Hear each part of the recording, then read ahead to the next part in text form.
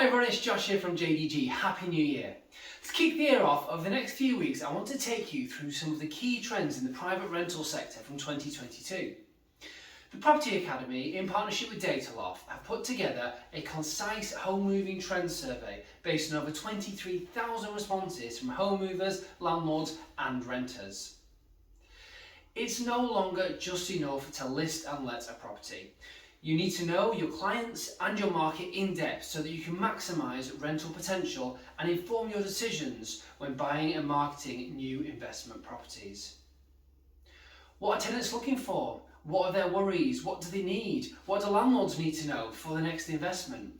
All of these questions are really important when it comes to thinking about what sort of landlord you want to be.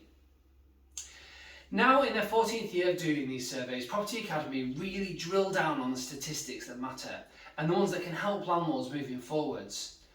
I'm going to highlight some of the key findings from the Rental Trends survey. In this particular part of the survey, there were 6,824 responses with a good balance of age distributions from 18 all the way up to 65 plus from people all around the country, although the strongest response was in the southeast, as we could expect with London being down in that area as well. In this first week, I'm going to focus on something that is on everybody's mind, the cost of living. It's something we see all the time in the news and it's on everyone's mind thinking about it. Now, a key takeaway from the survey is that many tenants are concerned about their ability to pay rent. With increasing costs outweighing income, a high proportion of younger renters, particularly those who sort of live with friends or as part of a sort of house share or room sort of situation, are significantly concerned. However, 1 in 4 renters aged 65 plus have no concern at all.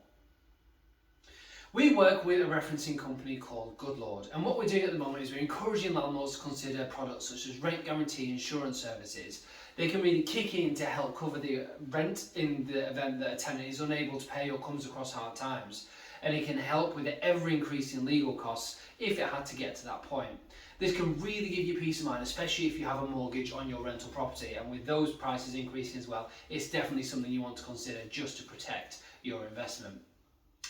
Now, 27% of renters cite rental costs as a reason for not renewing their properties and their rental contracts. This is up from 13% in 2020.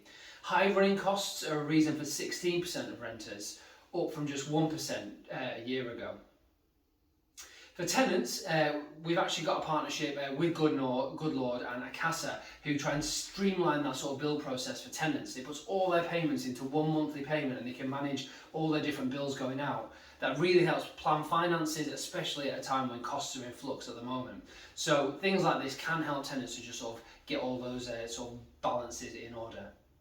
Now, the survey revealed that 25% of renters would move if there was a rent increase of more than 3%, and up to 50% would move if that increase was up to 5%.